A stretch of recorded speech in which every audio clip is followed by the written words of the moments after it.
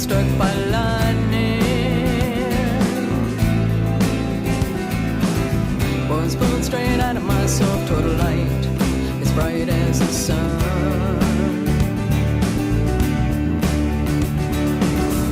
I came to a place with no pain, fear, or misunderstandings. A place so warm and pure and serene. And I was on my horse, I was running with the buffaloes. I had never felt so free. I'm on my horse and I'm running with the buffaloes. It was always where I wanted to be.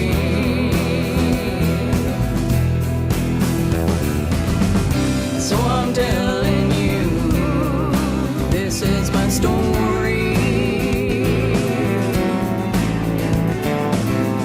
of how I straddled the line between the living and the dead. And please, my friends, there's no need to worry, 'cause we're all gonna be fine in the end.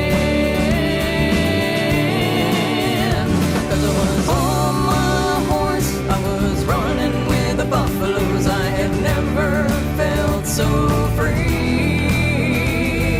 I'm on my horse and I'm running with the buffaloes. It was the